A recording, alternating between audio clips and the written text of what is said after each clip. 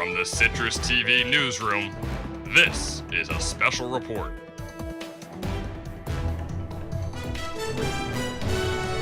We are moments away from meeting the next Chancellor and President of Syracuse University. Good to be with you. I'm Luke Radel. And I'm Avin. Mike Haynie is the man unanimously elected by the university's Board of Trustees. He'll take over for Kent Severud, who's leaving in June. That's right, Adam. Haynie has spent the past 2 decades right here on the Hill, teaching entrepreneurship at the Whitman School, starting in 2006. For the past 12 years, he's been a Vice Chancellor to Severud and tackled a wide range of issues in that role, including managing SU's response to COVID-19, running point on its relationship with chipmaker Micron, and launching the Center for the Creator Economy in partnership with the Newhouse School late last year. But Haynie's primary focus has been on veterans. He served in the Air Force for 14 years and has spearheaded programs to help those who have served and their families. Over time, his efforts have expanded, especially since the construction of the National Veterans Resource Center on Waverly Avenue, but he's expected to move to a new office across the street in Crouse-Hines Hall when he takes over the top job at this university in just a few months. But before he is able to do that, he is holding a major announcement event today at the National Veterans Resource Center. Our Drew Matiazik is live there for us now. Drew, Dr. Haynie expected to speak in a few minutes. What's the mood like in the room? Looking at him, we're live from the Grand Hall of the National Veterans Resource Center, where just a few moments ago, the media got this pamphlet, which was announcing Mike Haynie to be the 13th Chancellor of Syracuse University. Now, the Board of Trustees went internal on this search. He has been with the university since 2006, as previously mentioned, with the Martin J. Whitman School of Management previously. Currently, he serves as Vice Chancellor to Kent Severud. Now, if we take a look at this room, I mean, this is a phenomenal presence here. They've overflowed to standing room only. We've seen a lot of key people here, including Newhouse Dean Mark Ladata, who served on that board. And here we go. We're getting to our first speaker. Thank you, Drew Matiazik. We are now hearing from Jeff Stecker. He's Chief Communications Officer for the university. We also just saw the Chancellor-elect Mike Haynie walking in. We're going to take a listen to what Jeff Stecker has to say in just a moment. But first, Adam, big news coming out about this 13th Chancellor and President. Yeah. Another big job left to fill, the athletic director position as well. Yeah, John Wildhack staying on. The current AD has been with the school for almost a decade. He's staying on through July 1st to help continue the smooth transition. But right now, the position is really up in the air. We're going to get into it more later. But obviously, the big news today is the appointment of Mike Haynie. Lots to discuss. We're expecting 6 speakers throughout the morning, starting with Jeff Stecker, Chief Communications Officer for the university. We'll also hear from Lisa Fontanelli, who is the co-chair of the search committee, 24 members of the search committee, including 3 students, 1 grad student in A&S, 1 JD candidate at the law school. And years ago. And we're now listening in to Jeff Stecker, the Chief Communications Officer of the university. Take a listen. 12. Think about that. Think about everything that has happened since then. And this university has navigated under just a dozen leaders. That speaks to something rather rare, choosing wisely, choosing for the long term. And today, we add a 13th name to that list. To begin our program, please join me in welcoming alumna, trustee, and Chancellor Search Committee co-chair, Lisa Fontanelli.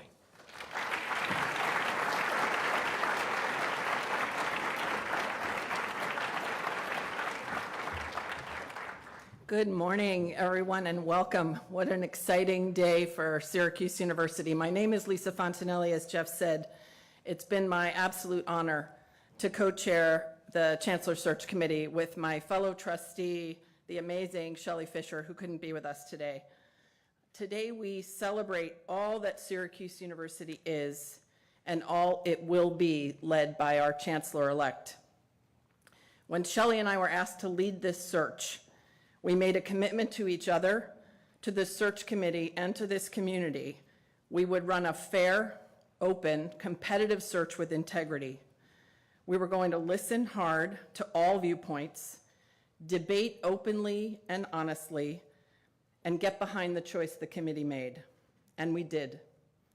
The process taught us a great deal about Syracuse, about higher education, and about ourselves in relation to this place we love. Amazing faculty, staff, students, alums, trustees, elected officials, and community members generously gave their time and shared their views on what they love about Syracuse University and what they hope for its future. That engagement was meaningful and foundational to our search. We held listening sessions. Many of you might have participated. We fielded a campus-wide survey.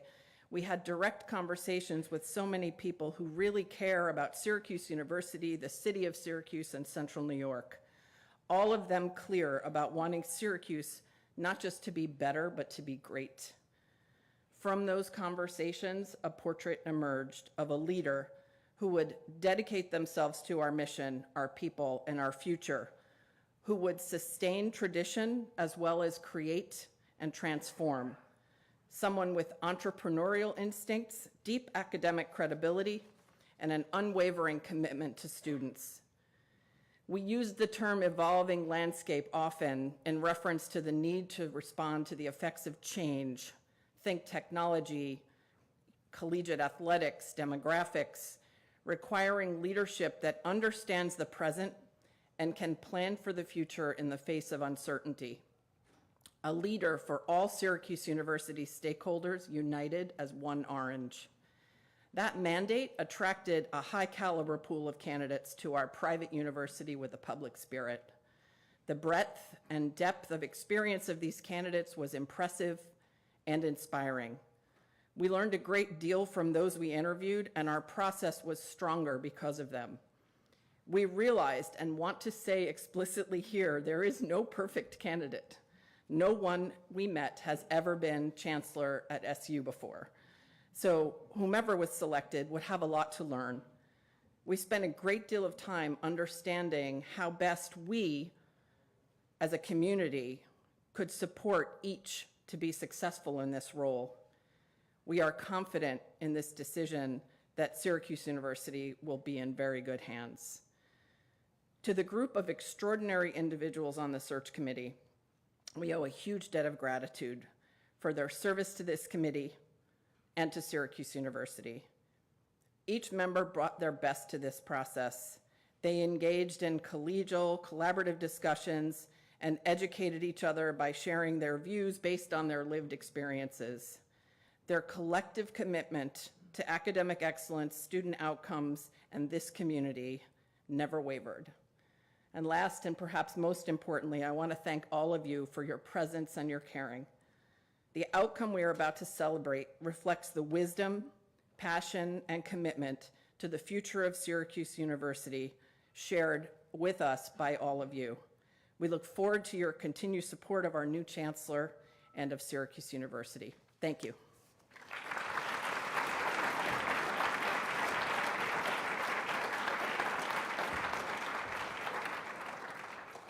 Thank you, Lisa. Our next speaker is a member of the Chancellor Search Committee and Syracuse University's Student Association President, Germán Novilos.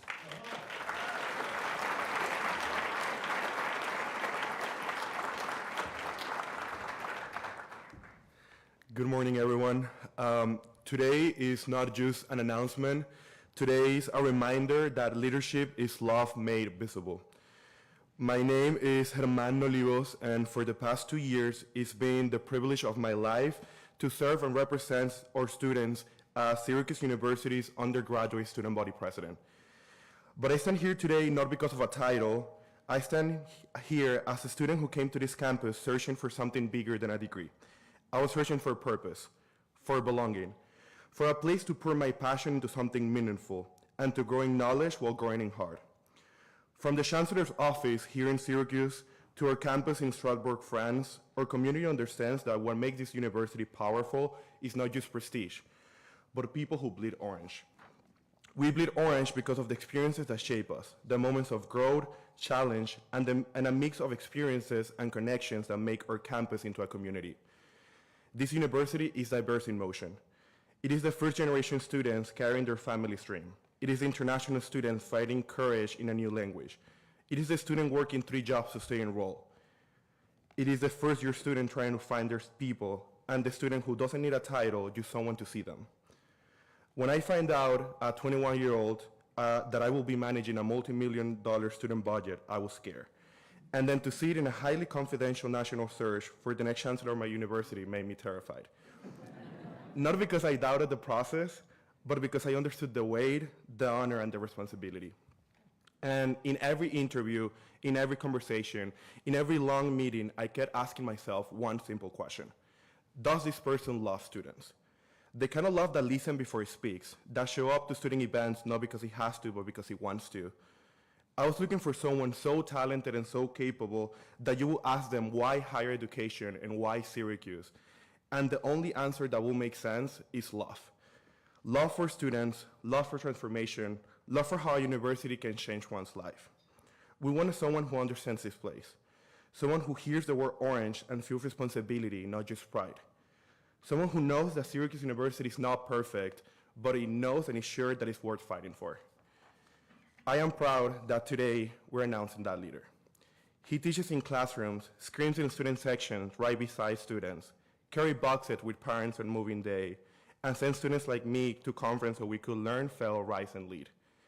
From shaping minds one by one to leading one of the best universities in the field in the country, today is not just an appointment, today is a Syracuse success story celebration. As one of those stories myself, as someone who has been shaped by this place for the past 4 years, I stand here proud of where we've been and excited of what's come next. Full of joy, full of hope, and deeply confident that the future of this university, it is in the hands of someone who has loved it, lived it, and never stopped believing in it. Today, as we announce a new chapter for Syracuse University, I feel hopeful. Not because change is easy, but because love is powerful. And when love leads, communities grow. I want to thank the Board of Trustees for trusting a 22-year-old with a seat at the table. I want to thank Chancellor Severus for his 12 years of impact. Your legacy will forever live in this place. And to the students, you're the reason why we search so carefully for leaders. You're why this matters. To our new Chancellor, we welcome you with open arms and high expectations. We will challenge you, we will support you, and we will hold you accountable. But especially, we will walk with you. Because this university does not belong to one office, one title, or one moment. It belongs to all of us. As soon to be a Syracuse University graduate of 2 bachelor's degrees, as someone continuing my MBA here at the university I love, it is my honor to stand here today. If there's something I share with our incoming leader, it is this. We're both living witnesses to the power of this university. Syracuse changed our life, it believed in us, invested in us, and it bet on our future, and we will forever bleed orange. And if we all protect what makes this place special, if we center students in every conversation, if we show love over ego, then the next generation will stand here one day and hopefully say the same thing. This place changed my life, and I was proud to serve it. Thank you.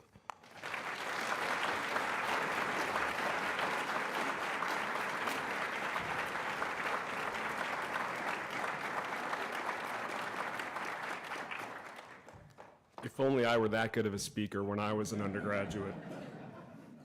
But our next speaker is not so bad himself. Please welcome to the podium the chair of Syracuse University's Board of Trustees, Jeff Scruggs.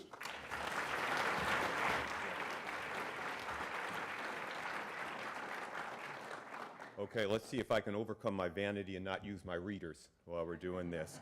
And I'm not sure if the teleprompter has all these remarks, but let's see how many times I'm going to go off script. Well, good morning. Good morning, everybody. I want to begin where I always begin when I'm at Syracuse University, and that's with gratitude. Gratitude for this institution, for the people in this room, and for the extraordinary community that participated in this search process with such generosity and purpose. And on behalf of the Board of Trustees, it is my profound honor and pleasure to announce that J. Michael Haynie has been appointed the 13th Chancellor and President of Syracuse University.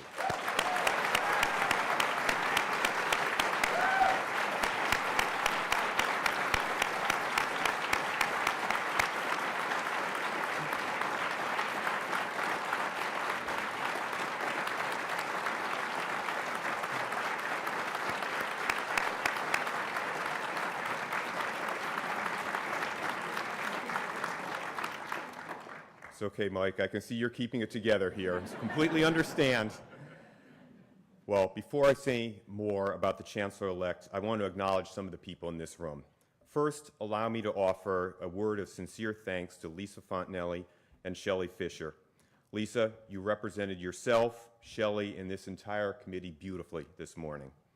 When I asked last year the two of you to lead this search, I understood exactly what I was asking. A chancellor search is among the most consequential things that a trustee can be asked to lead. And you carried that responsibility with exactly the seriousness, rigor, and integrity that this university demanded. I'm deeply grateful to both of you and to the other trustees, students, faculty, and staff who served on the search committee. Your judgment, your time, and your consideration were critical in getting this right, and they made all the difference. Thank you. Now I want to acknowledge two people who are seated in the front row, because frankly this moment would not be complete without recognizing them. Chancellor Kent Syverud and Dr. Ruth Chen. On behalf of the board and this entire community, thank you.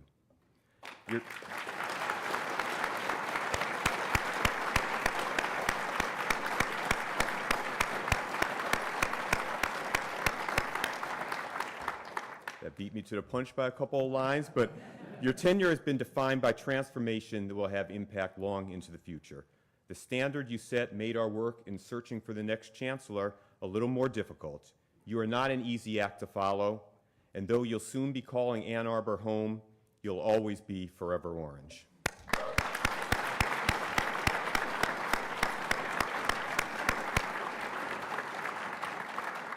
Okay, now, let me tell you about the person we know is ready to carry this great institution forward. Syracuse University has big aspirations. Big aspirations demand a leader whose experience, energy, and effort can match them. Someone who doesn't just understand the vision, but has the drive and the track record to make it real. That is exactly what we went looking for, and that is exactly what we found. Mike Haynie came to Syracuse in 2006 as a professor in entrepreneurship at the Whitman School of Management. Over the 2 decades since, he has done something genuinely rare in higher education. He has built things, real things, programs, institutes, facilities, partnerships. He earned the Barnes Professorship. He was named University Professor, the highest academic honor the faculty of this university can bestow. He became Executive Dean of the Whitman School, and along the way, he became one of the nation's foremost scholars in entrepreneurship, innovation, and strategy. Mike has never shied away from a tough challenge. When Chancellor Syverud asked him to lead the university's response to the COVID-19 pandemic on top of an already existing full portfolio, he didn't hesitate. And because of his leadership, the university stayed open. Our students had an outstanding experience, and Syracuse proved once again that when this community is called upon, it delivers. Now, Mike is also someone who's always looking over the horizon, anticipating what's coming and positioning Syracuse to be at the forefront. The Center for the Creator Economy is a perfect example. A first-of-its-kind center on a college campus, purpose-built to support students pursuing opportunities in the creator economy. Mike saw where the world was heading, and he acted. That is exactly what leaders do, and Mike does it with a focus of what is best for our students. But if you understand Mike Haynie, you have to understand what he built for veterans. The Daniello Institute for Veterans and Military Families is not just a program, it's a national model. The first interdisciplinary academic institute in the country focused exclusively on the policy, economic, and wellness needs for Americans' veterans and military-connected families. Mike didn't just lead it, he conceived it, he championed it, he built it from the ground up. And then he built the National Veterans Resource Center at the Daniel and Gail Daniello building, a first-of-its-kind facility on this campus and a beacon for institutions across America. Before Mike ever set foot one on this campus, he served 14 years as a commissioned officer in the United States Air Force. Service is not a chapter of Mike's history or Mike's story, it's a through line of his entire life. And that commitment to service extends beyond this campus. Mike cares deeply about Central New York, its people, its economy, and its future. It's why he played such an important role in the efforts to recruit Micron to this region. He understood that a $100 billion investment had the potential to transform the lives of so many people across this community, and he leaned in. That's who he is. Mike has also never been someone who simply punches the clock. He is one of the community's greatest advocates and connectors, whether he's cheering on teams at the Dome, sitting in a city council meeting, or watching our students perform on the Syracuse stage, Mike is invested, genuinely, visibly, consistently invested in this place and the people who call it home. Now finally, I want to say something that I think deeply matters. Mike loves this place, not in an abstract ceremonial way. He loves it in the way you love a home, with a full knowledge of its complexities, deep appreciation and respect for its people, and an unshakable belief in its future. When he says Syracuse University is home, he means it. And today, we welcome him home in a new and historic way. Now, I'm very optimistic about the future of this institution. We have the right leader at the right moment with the right foundation to build upon. Ladies and gentlemen, please welcome the 13th Chancellor and President of Syracuse University, Mike Haynie.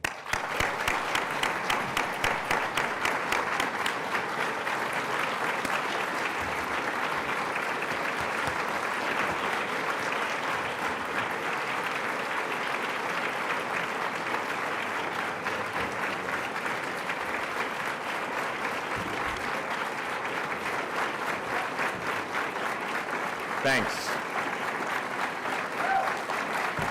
Okay, we're good. We're good.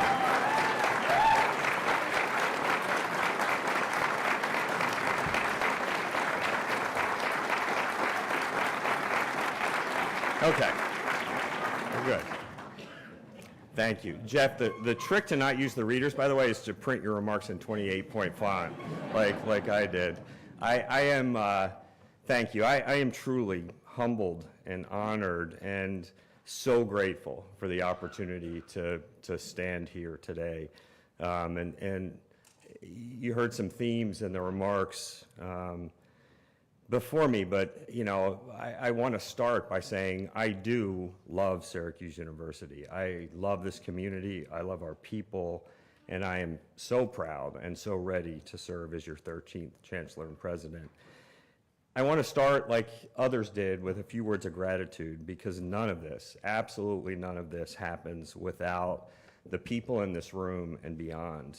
To our board chairman, Jeff Scruggs, and the entire board of trustees, I see some members of our board here. Thank you for your faith in me. I want you to know I will not let you down. Your dedication, our board's dedication to this university, your investment in its future, and your optimism about what Syracuse can become is an inspiration to me and so many others. I've watched our board lean into hard decisions, make bold bets, and really prioritize the long game for our university, and that kind of leadership is what makes everything possible. I'm grateful for your trust, and I'm energized by your confidence. To the search committee, and I see some of the search committee right here in front of me, and especially to Shelley Fisher and Lisa Fontanelli. I've been involved with many searches over 20 years here at Syracuse University, and I want to say clearly that the process that you led was marked by rigor and integrity and genuine care for the institution. The caliber of the search speaks for itself, and thank you. And to the members of the committee, your service reflects the very best of what it means to be Orange. You added this work to what was already, I'm sure, a very full plate, especially you, Brett Padgett. You showed up with seriousness and dedication every step of the way. You challenged me, you asked me tough questions, you made me better, and I think it's an example of university citizenship at its finest. To the students on the search committee, special note of thanks. I know how much you juggle every day, and you handled this responsibility with professionalism and really in a remarkable fashion.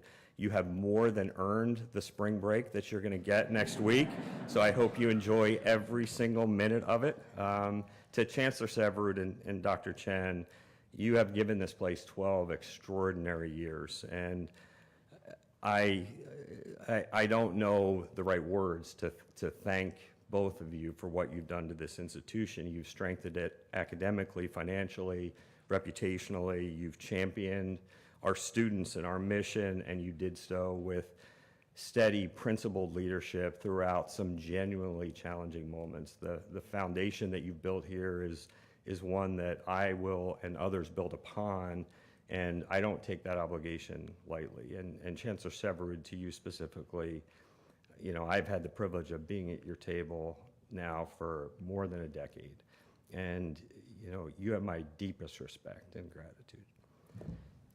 And Hermione stole my joke. You know, but I'll say it again. I know you'll be wearing a little more blue lately, but you know, to me and to many others, you will always be orange. To my colleagues and teammates at Whitman and our veterans programs and our strategic initiative teams, we have worked side by side, as Jeff said, to build some very meaningful things. We've launched programs that didn't exist. We've opened doors for people who didn't think doors at a place like this would be open to them. We took risks. We had hard conversations. We built things that will endure. And you set a standard for, a very high standard for what I expect out of teams that work for me. But that was not because of me. It was because you set high standards for yourselves every single day. I am so fortunate to have worked alongside all of you over these many years, and I will carry everything I've learned from that experience to this next chapter. To our faculty, 20 years ago, I arrived, this year it's 20 years, I arrived on this campus as a junior faculty member at the Whitman School of Management, uncertain, candidly, whether I was ready for what this university would ask of me. And over the years, I found my footing because of my faculty colleagues. I've had countless mentors who have pushed me to teach better, to research creatively, and to mentor students with care and intention. And I am inspired, I remain inspired by you every single day. The way you carry the academic enterprise on your backs is critical to our university's success. You carry it into every classroom, every lab, every studio, on every stage, and every remote corner of the globe where your research takes you. And you do this work with humility and grace, and often without the recognition you deserve. So thank you. To our staff, I know what you contribute to this university. I know you're on campus before the sun comes up, and long after many of us have gone home and gone to bed. I know you're out shoveling our sidewalks in the dark, and you're at Bird Library helping a student turn an idea into something real. You're at the front desks answering phones, escorting guests, submitting expense reports, and handling 10 things that no one thought to put into a job description. You keep this place running, and often with very little fanfare. I appreciate you, I value you, and I'm committed to ensuring that not only you feel welcome here, but that you have the opportunity to grow and thrive here, and that is a promise I make to you. To our students, you're why we're all here. You're gritty, you're innovative, you're launching businesses before you graduate, you're creating art, practicing your craft, disrupting industries that didn't exist a decade ago. You're winning mock trial competitions and competing against some of the best student athletes in the country. You're in the School of Architecture at 2 in the morning because you refuse to turn in anything less than your best. You're performing at Syracuse Stage and on stages around the world, conducting research that matters, and doing all of that and so much more. You are what makes Orange so special. To our alumni, wherever you are in the world, you carry this university with you, and we feel it. That pride is unmistakable. You are advocates and ambassadors and investors in what this place means and what this place can become. You stay connected because of what Syracuse University did to shape you. And the best version of this university is one that makes every single one of you more proud of being part of the Orange family. And I look forward to earning that pride. Finally, to our partners, lawmakers, government officials, community leaders, our industry partners, arts organizations, thank you for your partnership and your shared belief in what Syracuse University means for this region. We've done some great things together in the past, but today we must seize the opportunity to come together and be the engine that powers one of the most significant economic transformations in Central New York's history. This is a moment of real regional reinvention, and I want you to know without any qualification that Syracuse University is ready to meet that moment. Now, to be clear, I have no illusions about all I don't yet know and all I still have to learn, but I do accept this responsibility with a clear sense of purpose and a deep commitment to all of you as partners. As I said, nearly 20 years ago, I arrived at Syracuse University as a new assistant professor. I came to this institution because of its tradition of excellence, its spirit of service, and something that even now I can still only describe as its character, a sense of purpose and belonging that is uniquely Syracuse.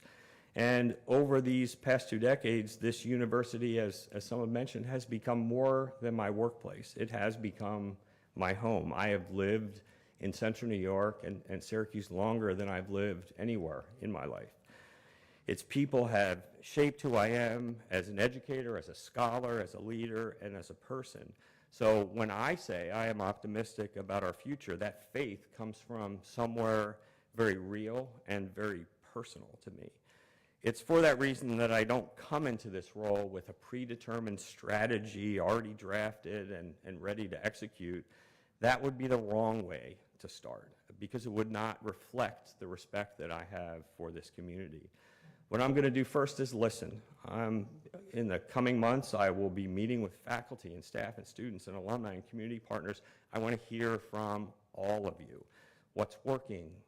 Where do we excel? Where do we need new investment? Where do we need to refocus our time, attention, our resources? All of those conversations will shape what comes next. At the same time, I do know this university's heart. I do know what makes us tick.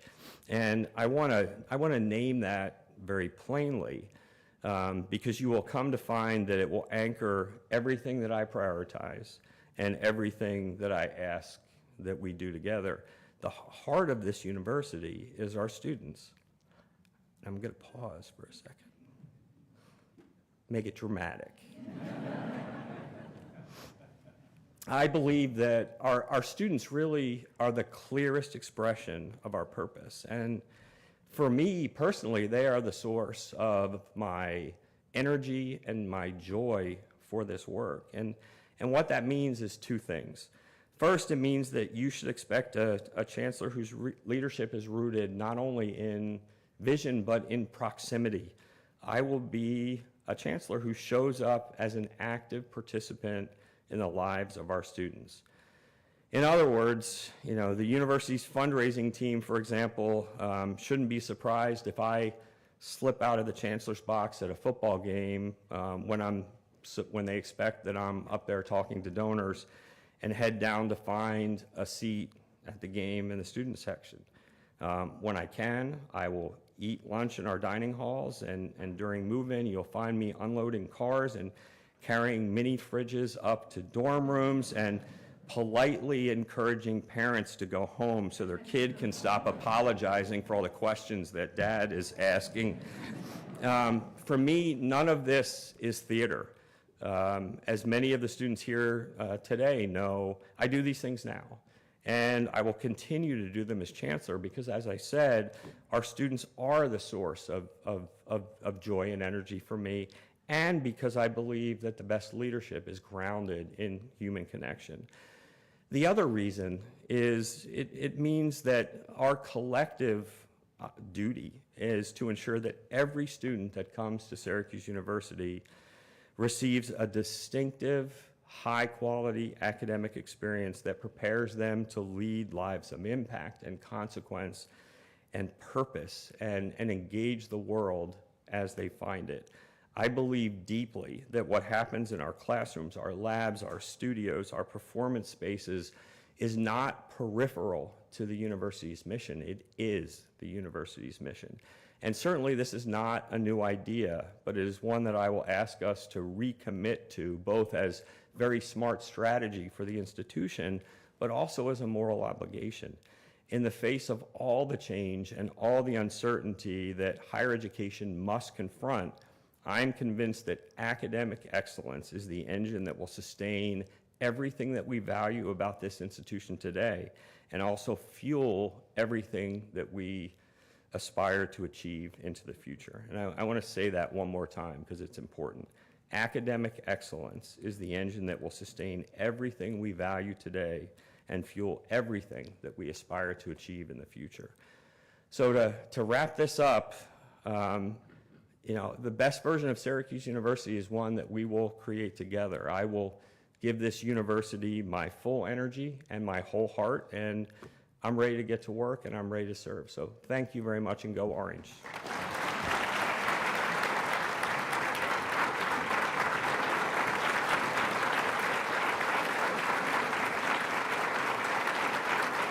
You have been listening to the next Chancellor and President of Syracuse University, Dr. Mike Haynie. He's been speaking at the National Veterans Resource Center there. 56-year-old Mike Haynie, a Philadelphia native, says he's coming into the role with no predetermined strategy. Yep. He says that would be the wrong way to go about things. Instead, he says the next couple of months he's going to spend listening to folks out there in the university community. Adam, takeaways, what were your thoughts hearing from our next Chancellor and President? Well, look, he's been here for 20 years. He obviously bleeds orange, and he made that very clear in his statement today. Luke, the thing that was so apparent to me was exactly what you just said, which was that he came with no predetermined ideas. And I think we both made the same face. We both went, okay. And then we let him elaborate a little bit more, and he continued to talk about that he has meetings set up with university leadership, not only staff and faculty, but students, people in the community. We know how big, how much he's worked to try and bring Micron to Syracuse and create more of a culture here, and to bring business and to bring life back to campus here at Syracuse. And so Mike Haynie certainly made that very clear in his speech. And do you see the crowd swaying? It was electric in there, and he got a nice standing ovation as well. But, he said all the right things. And it's very clear that everybody who spoke on his behalf throughout the press conference today, it seems very positive about the future of the university and his potential in this role. Yeah, singing the alma mater now. I don't know if we should start swaying Nice. here in Yeah, studio, I like Adam. But yeah, I think that's one of the main takeaways there is that the past 20 years he spent at the university, you have to imagine he's coming in with some ideas for what to do in this leadership role. He had to have presented some. This was the result of a nationwide search, a 24-member search committee. We heard from the co-chair of that search committee, Lisa Fontanelli, talking about how they looked all over the country and found that the best candidate for this job was right here all along since 2006. Another thing that I think is important to note here is that Haynie is a veteran of the United States Air Force, served in the Air Force for 14 years, and we thank him for that service.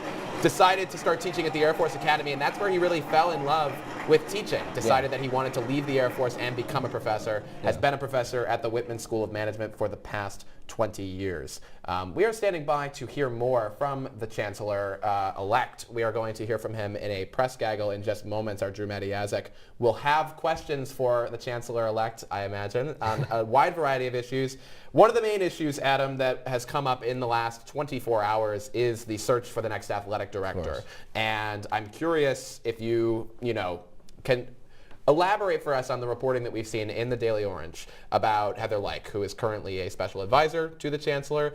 We have some information about her bio as well. Talk a little bit about this controversy that's bubbled up just overnight since we got in here. Well, first let's set the table a little bit and say that John Wildhack, who was the previous athletic director, or is the outgoing, I should say, has been with the school for over a decade. He went to Syracuse and came back to his alma mater, leaving ESPN to take the athletic director job. And now Heather Lyke, who was brought on as a special advisor in July of 2025. She's been in her role for almost this full calendar year, as contributing to John Wildhack and Kent Severud as an extra voice in the athletic department's office. Obviously, you mentioned the DO just put out an article yesterday from Cooper Andrews that talked about a culture of intimidation within the athletic department. Human Resources found that there was a lack of clarity about her role and that her new style and approach could be adjusted. Essentially, what I got from this article, Luke, was that there was no real role for her in terms of the title. She was apparently given the role as chief sports administrator, overseeing all 20 athletic operations. Which sounds a lot like an athletic director. Well, exactly, right. Like, if there was a definition for somebody who was bound to take the step up to AD at some point, it would be the person who has the job description of overseeing the daily work that each athletic program and department does on campus. And so for Heather Lyke to leave Pittsburgh, which did not end particularly well in 2024, to get hired here at Syracuse, but have that experience regardless of whether your views of her experience at Pitt were good or bad. She came here as a special advisor with 7 years of experience as an AD from a Power 4 program under her belt, and was going to be seen as one of the future potential frontrunners, maybe the favorite to be the next AD in replacement of John Wildhack. But it does seem like they were kind of preparing her to transition into that role when Wildhack departed. We should note that the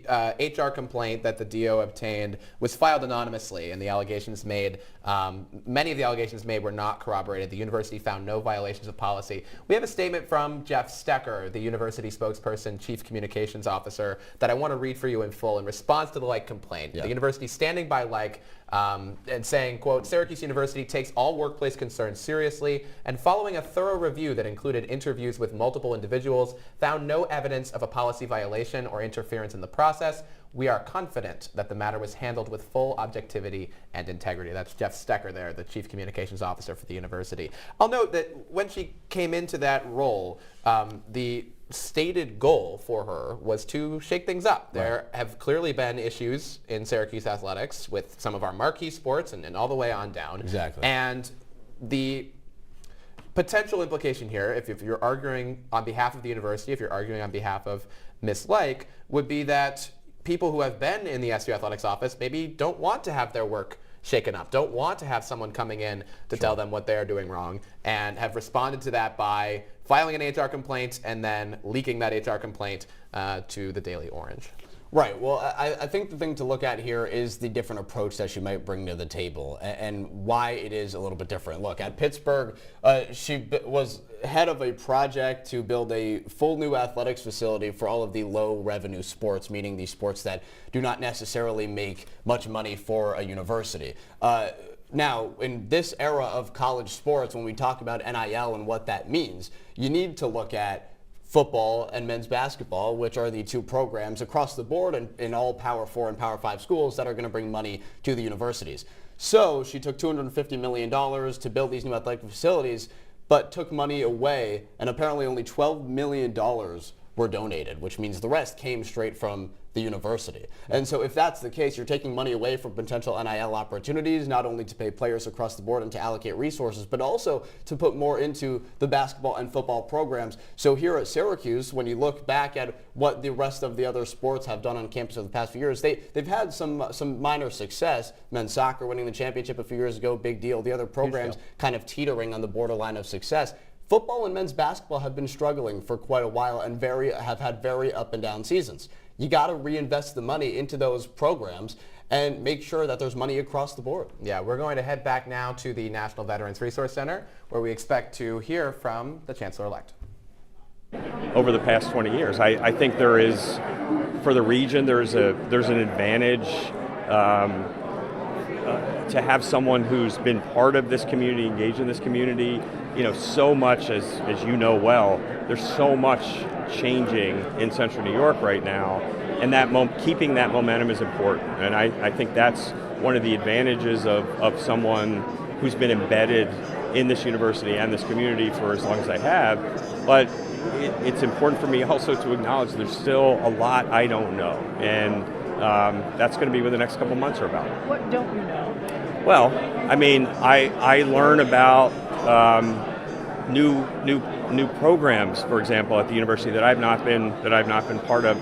There are some buildings on this campus that I haven't necessarily even spent much time in. I want to talk to students in programs that, for example, that I haven't naturally connected with, because it's important that in the role that I have now, I am a chancellor for the entire university, all of our students, all of our faculty, and that's my mission for the next few months. Chancellor-elect, you mentioned one of your priorities when you first come in is listening, but they say no rest for the weary. Some other big decisions have to come. We're expecting an athletic director come summertime. I was waiting to see how many of you asked a question before you got to that particular one. Yes. So what kind of a timeline are we looking at here? Where are you looking for Well, the next 8 years? so to be clear, I am not the Chancellor of Syracuse University yet. And I want to be very careful to respect Chancellor Sever's role and position at the institution while he is still here. That said, I care about college athletics, and I care about college athletics not simply because I'm a sports fan, which I am. If you look at our university's competitive positioning in higher education, one of the reasons, if you ask students walking around this auditorium right now, if our athletic programs influence their decision to both apply and come to Syracuse University, the majority of them are going to tell you, yes, it did. And so it matters that we are a premier athletic brand and a nationally competitive athletic program, not just because it's a fun thing to have at the institution. It's part of our strategy. And so my point is, I will engage. I will be part of these processes moving forward, some of which are already underway. What would you tell this community, though, about the delicate balance of maybe needing a new basketball coach this month with an outgoing athletic director, with an outgoing chancellor, but now a new chancellor-elect? How is that a delicate dance for all involved? Well, it's a very delicate dance. That said, we have a smart board, and I think the way decisions have been sequenced will reduce a lot of uncertainty for all of the people involved. This is an attractive set of jobs that we're talking about, whether it's the athletic director opening or potential other opportunities within our athletics program. I think there's going to be a lot of demand, and it's a matter of us ensuring that we signal to the community that we're all in. And I believe as an institution, we are all in. Will you commit to a basketball coaching change? We're going to focus on the very exciting announcement that is the 13th Chancellor President. Chancellor-elect, if I could ask you a question about this. This is a very volatile time. It is. We are talking sports, but we're in a time where we have some political disruption that could be global, it could be local.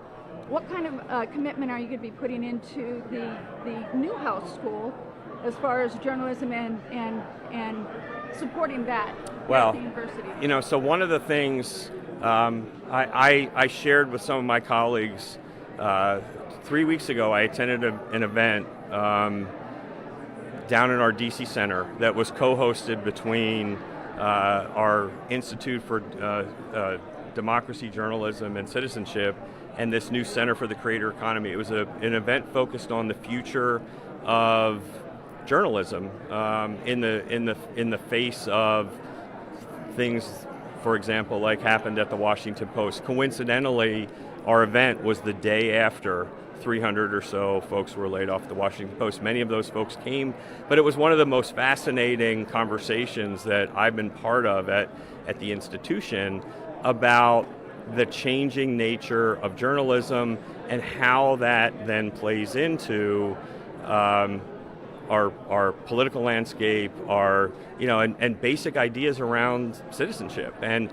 I think one of the things Mark Lodato, the dean of the Newhouse School, is one of my closest friends here at the university, and I think one of the things that we're talking about is what does that future look like for not just Newhouse, but some of the signature programs. Think about the Maxwell School in the context of the question that you asked. I believe strongly that we have to prepare students for the world as it is, and that means bringing all of this disruption into the institution in a way that it becomes an opportunity, a teaching opportunity for us. And not just in a theoretical way, but in a practical way. I'm sorry I keep hitting that. I talk with my hands. You're saying in a practical way? In a not just in a practical way, such that they are prepared for that world when they walk across the stage with a diploma. Is this a job you? Talk about how this school and this area has kind of become a home for you in the past decades.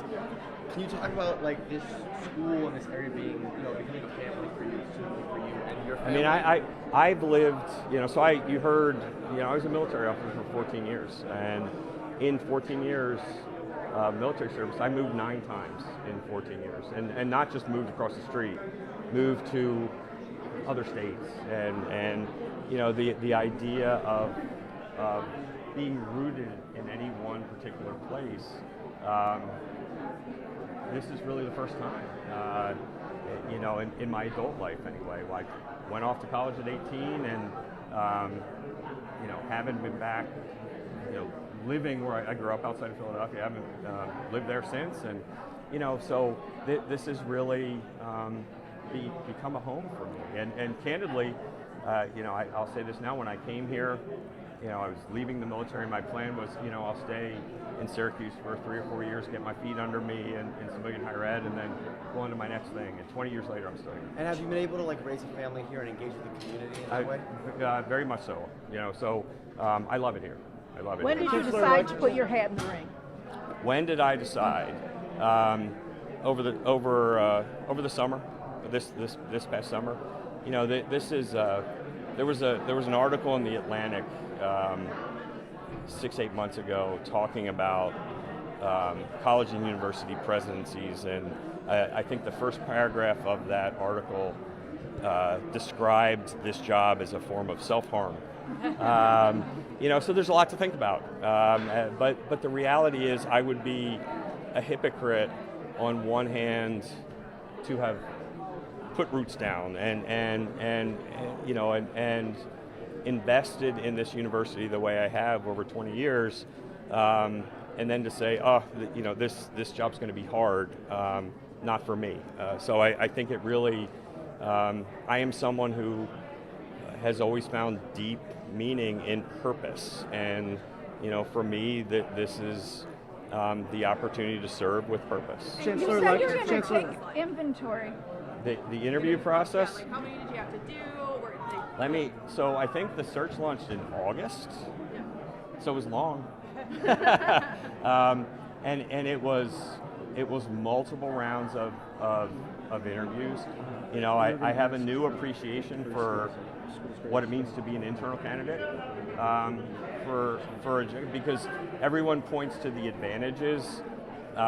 It also means that you have potentially 20 years of questions that you've teed up for a search committee as well. So, I meant what I said in my remarks. It was a rigorous process. It was a challenging process. It was also a great learning opportunity for me, because it highlighted to me, one of my favorite quotes is, it's a Maya Angelou quote. It's, it doesn't matter what you say, it's how you make them feel. And I fumbled it a little bit, but I have always thought about that quote, and the search process highlighted how true that is, because sometimes I've had the job here of often fixing things that aren't working right, or building something outside the normal academic system that need to be created, but probably can't wait a very long time. And sometimes that, my point is, sometimes that leaves some folks behind. And that was one of the things that I learned from the search committee that I have to be very conscious of. What's your message to the non-SU community off campus?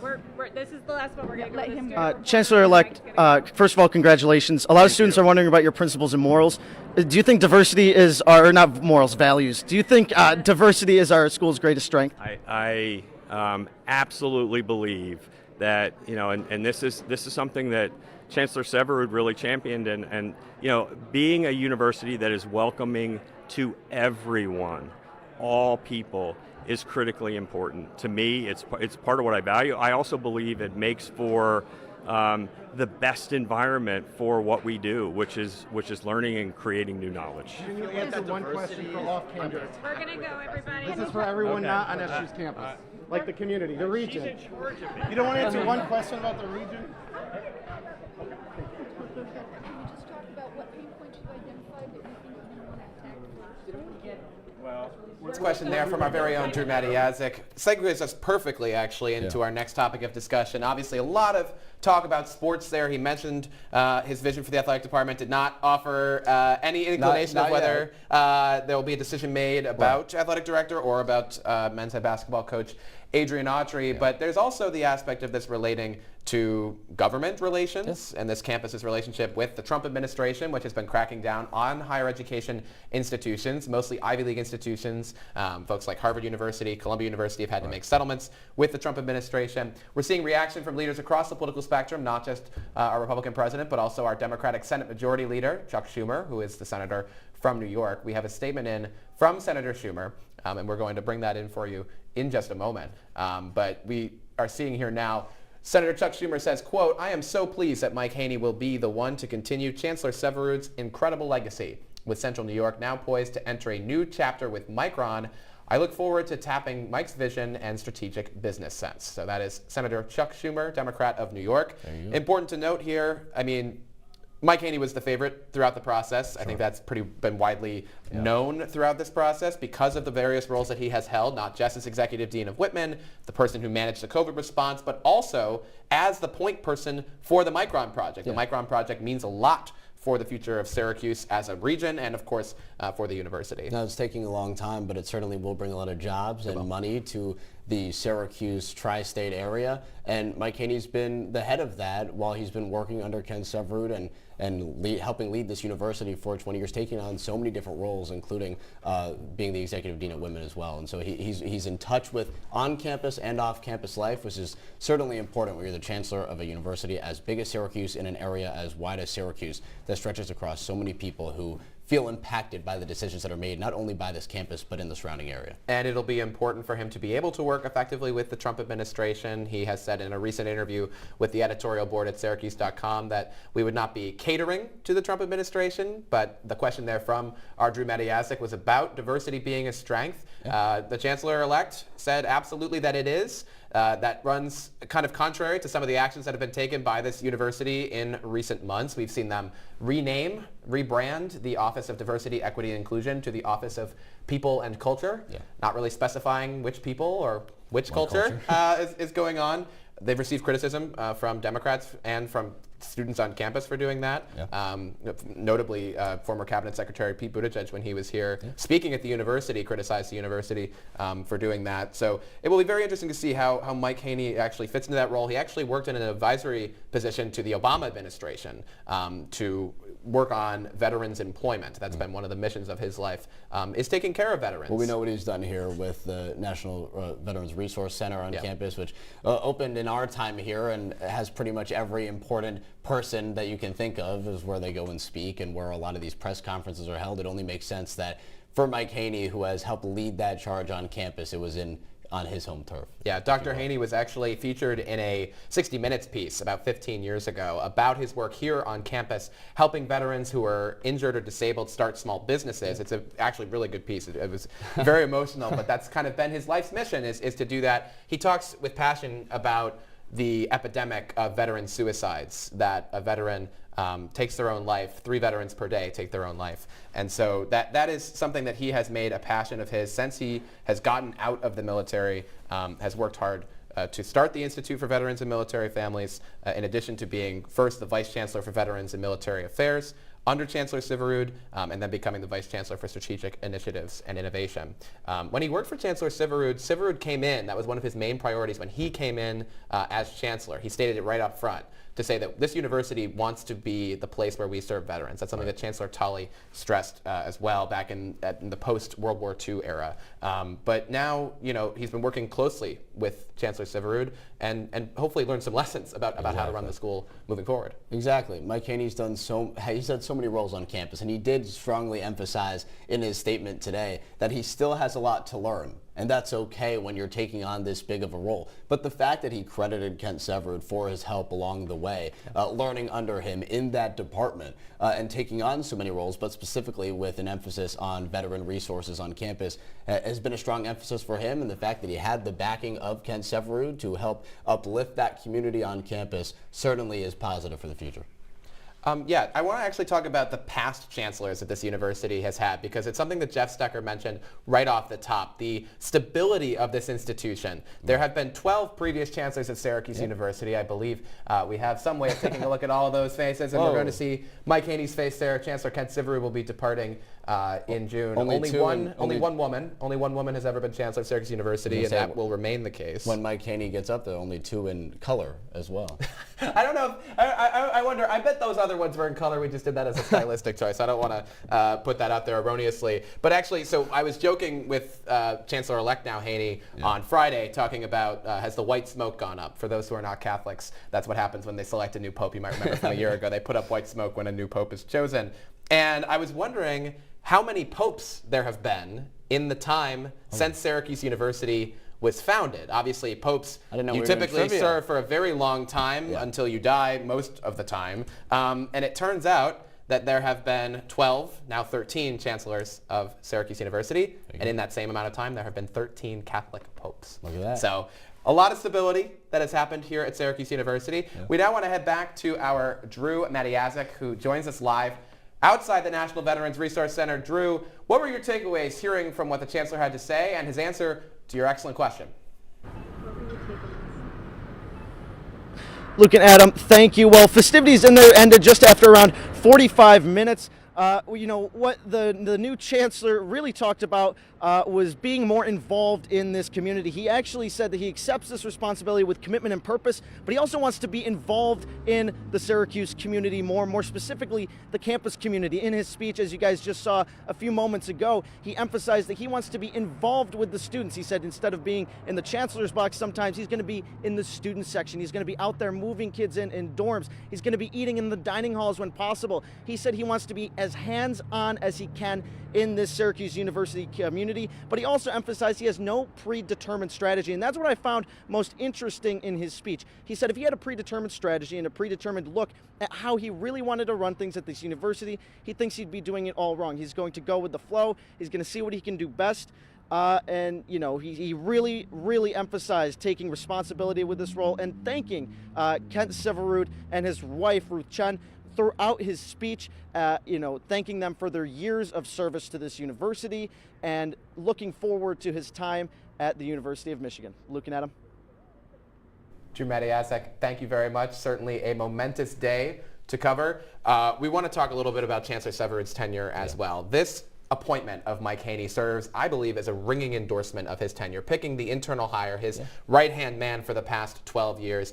Under Chancellor Syverud, we've had a lot happen at this university. We could take a look here at just some of the things he's led Syracuse University from 2014 to 2026, oversaw construction of such things used on campus as the Einhorn Family Walk, the National Veterans Resource Center, where we just saw Drew Matiasek, in the Barnes Center, saw the refitting of the dome, the renaming of the JMA Wireless Dome, obviously saw and was presiding over the university during the COVID-19 pandemic, brought back students from abroad home early, a major effort there that was coordinated with Vice Chancellor and now Chancellor-elect Syverud, Haynie, and in recent times, and throughout his tenure has faced various protests and student activism, the Not Again SU movements of 2019 and 2020, outrage over racist graffiti, fraternity incidents here on campus.